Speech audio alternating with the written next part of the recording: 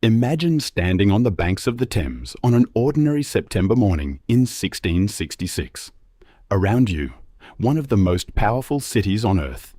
Narrow streets crammed with timber buildings, smoke rising from 1,000 chimneys, crowds moving through markets, church bells ringing across the skyline.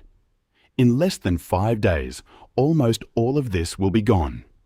This is the story of the day London burned, September 2nd, 1666. London is the most densely populated city in the world. Over 400,000 people live, work, and fight for survival in these medieval streets.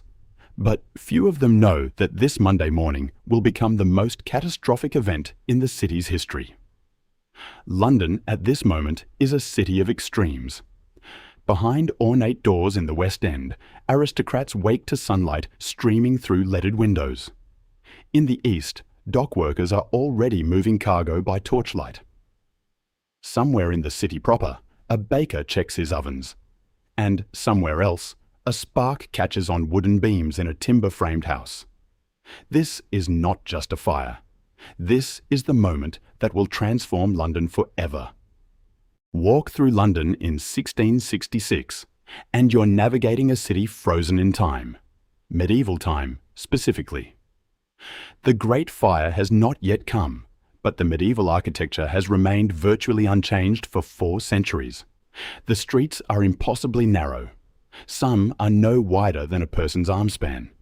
They are so narrow that buildings lean toward each other, their upper stories nearly touching across the alley. This architectural claustrophobia creates perpetual shadow. Even at noon, many streets exist in a kind of permanent twilight. The wealthy never venture down here if they can avoid it. This is where the poor live, where workshops operate, where the smell of tanning hides, metalwork, and human waste creates a stench that visiting merchants describe as unforgettable. But climb one of these buildings, and London reveals its strange beauty. The roofline is a jagged silhouette of chimneys and gables. Smoke rises from thousands of hearths. In the distance, the Thames snakes through the landscape. And dominating everything is old St. Paul's Cathedral, its spire piercing the sky at 489 feet, the tallest structure most people have ever seen. The city itself is a maze of markets. Cheapside is the commercial heart, where every luxury known to the world can be purchased. Silk from the East, wine from France, sugar from the Caribbean, spices that cost more than human lives.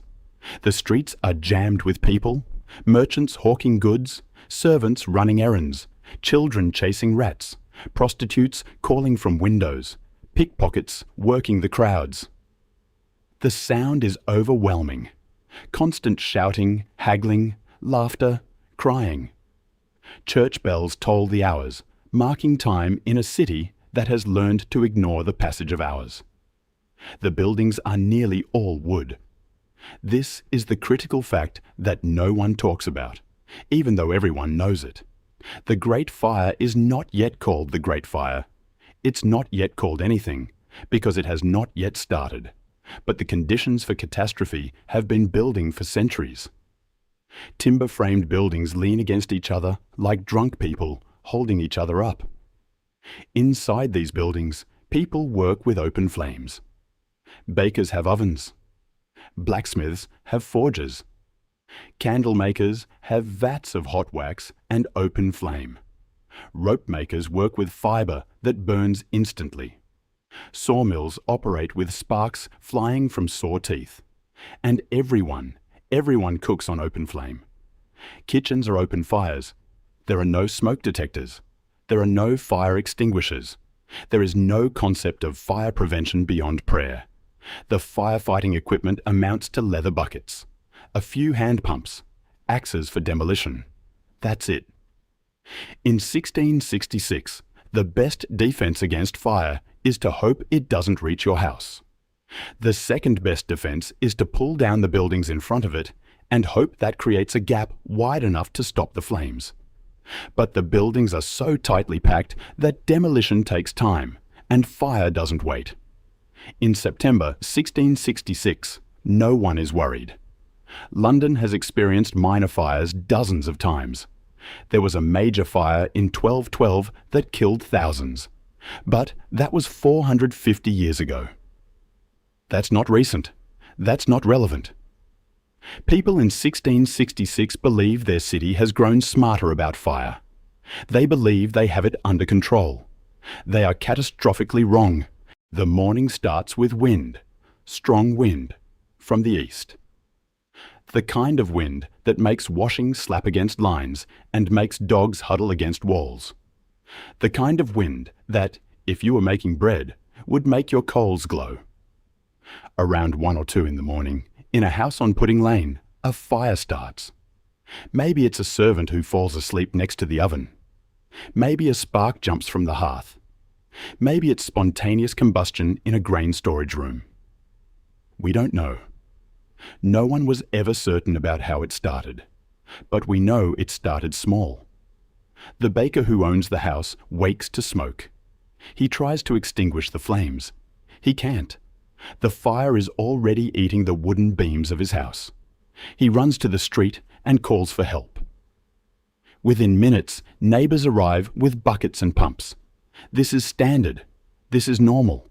Small fires in London happen regularly. This will be extinguished. This will be forgotten by next week. By dawn, everyone in the immediate neighbourhood is awake. Word spreads. There's a fire on Pudding Lane. It's a spectacle. People crowd into the narrow streets to watch. Some carry buckets. Most carry curiosity. A few merchants start moving their goods from nearby buildings, just in case. A precaution. A formality. The mayor arrives. His name is Thomas Bloodworth. He's exhausted from a previous night's business. He looks at the fire. He looks at the crowded street. He decides this is routine. He decides it will be handled. He's seen dozens of fires. He's never seen one that couldn't be stopped. He returns to his residence. This decision will be remembered for centuries as the first catastrophic mistake. By late morning, the wind has picked up further. The fire has now consumed the baker's house completely. The flames have jumped to an adjacent house. Then another. The wooden roofs are catching fire from flying sparks that land like tiny meteors on the dried timber. The wind is now gale force. It's pushing the fire eastward, toward the docks, toward the warehouses packed with wood, rope, oil, pitch, and tar. More buckets appear. More hands. The fire brigade, a volunteer organization of men with hand pumps and leather buckets, is now working desperately. But they're fighting a fire that has learned to run with the wind. For every section they extinguish, the wind carries sparks 2 houses ahead, starting new fires. By noon, there is smoke over the entire neighborhood. The sky is darkening. Church bells are now ringing in genuine alarm. The mayor, called back to the scene, looks at the spreading conflagration and finally understands what he's facing. He orders the demolition of buildings to create fire breaks. Axes are swung. Timber-framed structures that have stood for centuries come down in minutes. Families living in those buildings run into the street with whatever they can carry. But the wind is too fast. The fire is too hungry. For every building demolished, the flames leap across the gap and ignite the next row. By Tuesday, September 4th, the city has transformed into hell. What was yesterday a contained emergency is now an apocalypse. The fire is a living thing now. It has a front that advances like an army. It has hunger that consumes everything. The flames are so hot that wood catches fire before the flames even reach it. The radiation simply ignites the timber from across the street. Buildings are burning from the inside and the outside simultaneously. The streets are chaos beyond description. 400,000 people are trying to escape at once. Families with children, the elderly, merchants trying to save merchandise, servants carrying whatever they can grab, dogs howling, horses panicking. The noise is deafening. The roar of the fire, the screams of people, the crash of falling buildings. People are making desperate calculations. The rich are loading carts with their valuables. The poor are saving the clothes on their backs and hoping that's enough. Women are holding their children's hands and walking through streets that are becoming rivers of heat. Some people are trying to stay and defend their homes. They stand in windows with buckets of water, watching the flames approach, knowing that water cannot stop this. The Thames is the escape route. Everyone who can walks toward the river, toward the water, toward survival. Boats are packed with refugees. The ferries are overwhelmed. People are jumping into the river and swimming for the south bank. The water is cold. It's September, but not yet autumn, and some people don't make it across. St. Paul's Cathedral is burning now. The oldest parts date back to 1087. The spire that has stood for centuries, that symbol of London's power and permanence, is now a torch. The wooden roof supports are burning. The lead roof is melting and pouring down the sides like a waterfall of metal. The stone walls will survive, but everything inside is burning. Books, furniture, altars. Centuries of history turned to ash. The fire is not moving randomly. It's following the grain of the medieval streets. The narrow passages funnel the heat and flame. The wooden buildings pack the fire with fuel. The wind continues to blow from the east, pushing the destruction westward toward the wealthier neighbourhoods, toward Westminster, toward the homes of power. Whole neighbourhoods are gone in hours. The parish of Bread Street is obliterated. The parish of Lombard Street is erased. The old Roman wall that once protected the city is lined with flames. Refugees are gathering at the edges of the city, watching their homes burn behind them. Some are already planning to flee London entirely. They believe the city is finished. By Wednesday, the fire has consumed 15 of London's major parishes. As 63,000 houses are burning or already burned. At the peak, the fire front is advancing at a speed measured in blocks per hour. The heat is so intense that water evaporates before it reaches the flames. The smoke is so thick that in some neighbourhoods, it's dark as midnight in the middle of the afternoon. People are making terrible choices. A mother has to decide which child to carry and which to leave behind. A businessman watches his entire fortune, the work of his lifetime, vanish into flames. A priest watches his church burn and questions everything he believes. An old woman sits on a curb and doesn't move. She's lost everything. Her house, her family, her reason to move forward. The refugees are streaming out of London, toward Highgate, toward Hampstead, toward anywhere that isn't burning. The roads leading out are packed with people. Some are walking. Some are in carts. Some are pushing wheelbarrows containing everything they've managed to save. Food is already becoming scarce. The refugees who fled first have eaten what they could find. The ones arriving later find nothing. Inside the city, the fire is working its way through the wealthiest neighbourhoods, the homes of merchants, the homes of nobles. Huge, luxurious houses with gardens and courtyards and multiple rooms. These buildings burn no slower than the poor homes. Money doesn't slow fire. Size doesn't stop it. These grand houses that have taken decades to build are obliterated in minutes. By Thursday, the fire is starting to slow. Not because it's being extinguished. Not because people have learned to stop it. It's slowing because the wind is finally dropping. It's slowing because it's running out of fuel. The eastern part of the city is completely burned. There's nothing left to burn.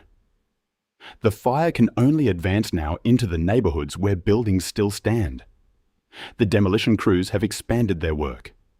They're tearing down entire blocks ahead of the flames, creating wider gaps. The fire is still advancing, but now there are spaces. Now there's a chance that the fire breaks will hold. By Friday, September 8th, 5 days after it started, The Great Fire is dying. The wind has stopped entirely. There's no more wind to carry sparks ahead of the flames. The demolition has created enough empty space that the fire can no longer leap from building to building. The outer neighbourhoods on the edges of the city begin to see that they might survive. London has burned for 5 days and nights. In that time, 80% of the medieval city has been obliterated. Old St. Paul's is a hollow shell. The trading floors of the merchants are gone. The courts of law are ashes. The parishes that have stood for centuries have vanished as if they never existed. The count is still rising. Eyewitnesses estimate that only 6 buildings remain standing in some parishes. In others, nothing but stone chimneys mark where houses once stood. Chimneys are called the skeletons of London. It looks like an invasion happened, like a war was fought. But it was just fire and wind and medieval wooden buildings that had stood too close together. The refugees begin returning to the burned city. They walk through the ruins in a kind of daze. The heat is still radiating from the ashes. Some areas are still too hot to approach. The smoke hasn't fully cleared. The destruction is so complete that some people can't find their houses. The landmarks are gone. The streets are unrecognizable. A merchant navigates by memory, but finds that memory is useless in a landscape of ash. Survivors gather in the open spaces. Fields, churchyards that still have stone walls. Under the sky, because there are no roofs anymore. They're counting losses. Friends who didn't make it out. Family members who went back for valuables and were overtaken by flames. The death toll is remarkably low. Only a handful of people officially dead, though the true number is likely far higher. Most of London escaped by running, but everyone has lost something. The king arrives. Charles II walks through the ruins and commits to rebuilding. Within weeks, plans are drawn up. Sir Christopher Wren is hired. He designs a new London, wider streets, stone buildings instead of timber, squares instead of cramped medieval neighbourhoods, a city designed for fire prevention, though he doesn't call it that. The rebuilding happens astonishingly quickly. Within a year, the core streets are passable. Within 10 years, the new St. Paul's Cathedral is rising on the same site as the old one. This new cathedral will be white and elegant and revolutionary. It will become one of the greatest buildings in the world. The merchants return. The traders return. Within a generation, London is larger than it was before the fire. The monument to the Great Fire is built. A tall column topped with a golden urn of flames. And inside the base, an inscription. Here, by the permission of heaven, hell broke loose upon this Protestant city. The survivors lived through the day the world ended and watched it be rebuilt. Stand in London today, and you're walking through a city that was born from fire. The narrow medieval streets are gone, replaced by the wider avenues that Wren designed. The timber buildings are gone, replaced by brick and stone. Old St. Paul's Cathedral is gone, replaced by a new masterpiece that has stood for 350 years. But if you know where to look, the fire is still visible. The monument still stands. The old city walls that burned are still there, now just historical markers. Some of the oldest buildings are marked with plaques. This building survived the Great Fire of 1666. These survivors are celebrated simply for existing. The Great Fire of London is not the story of a disaster that destroyed a city. It's the story of a city that died and was reborn. 400,000 people watched their world burn, and then they built a new one. Better than the last. More beautiful. More intentional. History teaches us that cities are not permanent. They change.